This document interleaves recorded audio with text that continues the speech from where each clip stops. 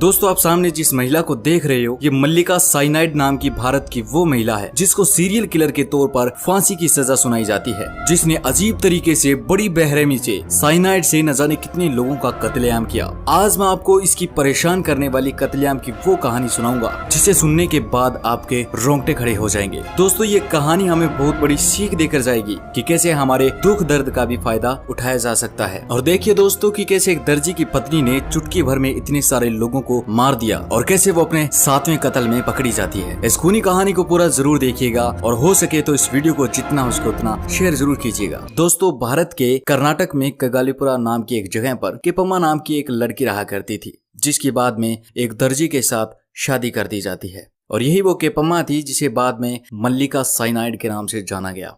शादी के बाद केपम्मा के घर में सब कुछ ठीक चल रहा था। केपम्मा के 3 बच्चे भी हो गए। पति दर्जी का काम करके जैसे तैसे घर चला रहा था।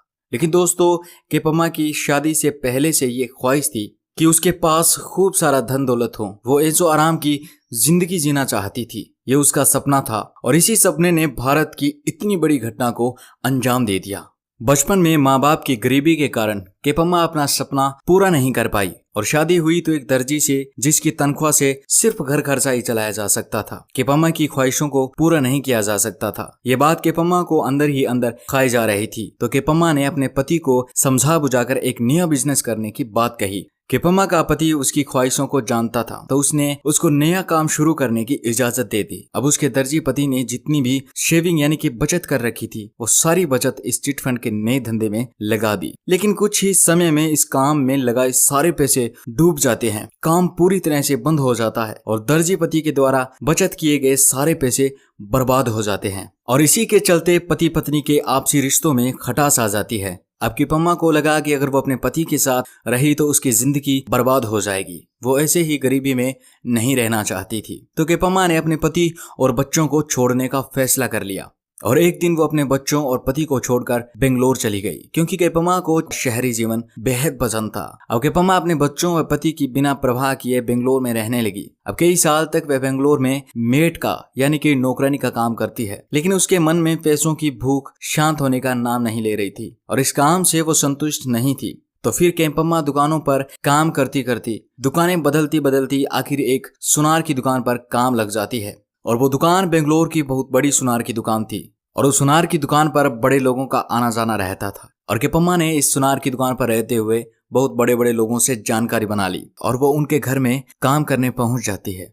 इन धनवान लोगों के घर में काम करके उनके धन को देखकर केपम्मा को अपने सपने पूरे होने का आभास होता है और इसी सोच ने उसे हैवान बना दिया। वह सोचती है कि ये सारे पैसे और सोना उसका हो तो क्या होगा और इसी लालच के चक्कर में केपम्मा ने अपना पहला क्राइम, अपना पहला जुर्म कर दिया। उसने एक सुनार के घर से चोरी कर ली, लेकिन वो पकड़ी जाती है और उसे पुलिस के हवाले कर दिया जाता है, जिसे बाद में 6 महीने की सजा सुनाई जाती है। लेकिन 6 महीने के बाद केपम्मा जेल से छूट जाती है और अब होती है दोस्तों इस खूनी कहानी की शुरुआत, जिसने उस वक्त भारत के लोगों को झकझोर के रख दिया। केपम्मा उर्फ मल्लिका साइनाइड 1999 में जेल से छूटने के बाद इधर उधर मंदिरों में भटकती रहती है, क्योंकि उसे अब कोई काम नहीं मिल रहा था और ना ही कहीं पर रहने की जगह, तो वह मंदिरों में रहने लगती है। और दोस्तों जब ये मल्लिका साइनाइड मंदिरों में रहने लगी तो मंदिरों में आकर मन्नत मांगने वाली महिलाओं को केपम्मा गौर से देखा करती थी और ये नोट किया करती थी कि महिलाएं मंदिर में आकर क्या क्या मन्नतें मांगती हैं।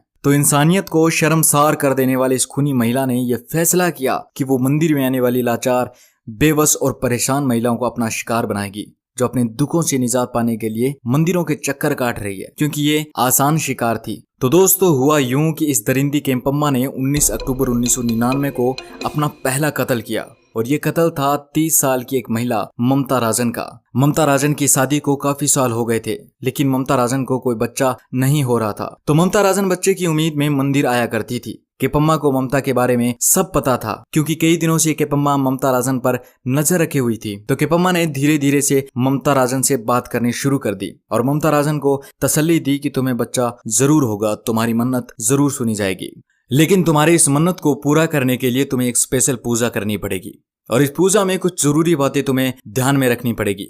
अगर नहीं रखी तो पूजा सफल नहीं होगी। तुम्हें इस पूजा में महंगी साड़ी पहन कर आना पड़ेगा और अपने सभी महंगे गहने पहन कर आने पड़ेंगे और इस पूजा के बारे में किसी से भी तुम कुछ भी नहीं बता सकती। दोस्तों ममता राजन मां बनने के लिए बेकरार थी। ममता राजन मां बनने का सुख पाने के लिए सब कुछ करने को तैयार थी, लेकिन उस बेचारी को नहीं पता था कि वो मौत की जाल में फंसने जा रही है। 19 अक्टूबर 1999 को ममता राजन कहे मुताबिक नई साड़ी पहनकर, अपने कीमती गहने पहनकर, बन ठनकर मंदिर के कोने में शांत जगह पहुंच जाती है, जहां पर सिर्फ वो महिला और केपम्मा मौजूद थी। अब केपम्मा पूजा प्रारंभ करती है। केपम्मा दिखावे के लिए कुछ तंत्र मंत्र का उच्चारण करती है और केपम्मा एक लोटे में भरे पानी को ममता राजन को देकर उसे पीने को कहती है। ममता राजन पानी पी जाती है, लेकिन दोस्तों पानी पीते ही ममता राजन की उसी स्थान पर मौत हो जाती है और मल्लिका साइनाइड ममता राजन के गहने पैसे सभी लेकर वहां से चली जाती है। लेकिन दोस्तों ये मौत का खेल यहीं पर रुकने वाला नहीं था, ये मौत का खेल जारी रहता है। इस पहले कत्ल के बाद इसी प्रकार से मल्लिका साइनाइड ने 6 और कत्ल किए, जिसमें दूसरा कत्ल 52 साल की एलिजाबेथ नामक महिला का था, जिसकी पोती 3 महीने से लापता थी और ये महिला अपनी पोती मिलने की मन्नत मांगने मंदिर आई थी, जो मल्लिका साइनाइड के जंगल में फंस गई। और तीसरा कत्ल था यशोधमा का, जो अपने बेटे की शादी की मन्नत मांगने मंदिर आई थी और उसी की तरह इसके पानी में भी पोटेशियम साइनाइड मिलाया गया था। दोस्तों ये पोटेशियम साइनाइड इतना खतरनाक जहर होता है कि इसको खाने की कुछ ही देर में व्यक्ति की मौत निश्चित है और केपम्मा का नाम भी इसी जहर के नाम से मल्लिका साइनाइड रखा गया था। और मल्लिका साइनाइड को इस रसायन के बारे में उस सुनार की दुकान से पता चला जिसमें मल्लिका साइनाइड ने काम किया था, क्योंकि दोस्तों सोने की शुद्धि में ऐसे खतरनाक रसायनों का प्रयोग किया जाता है। चौथा कत्ल था 60 साल की अस्थमा पीड़ित मुनी अम्मा का, जो अपने अस्थमा रोग के ठीक होने की मन्नत मांगने मंदिर आई थी। 5वां कत्ल था पिलामा का और 6ठा कत्ल था नागवेणी का, जिसको भी शादी के कई साल बाद भी बच्चा नहीं हो रहा था। लेकिन दोस्तों यही वो कत्ल था जिसके बाद मल्लिका साइनाइड को पकड़ लिया जाता है। 2006 में रेणुका नाम की एक महिला,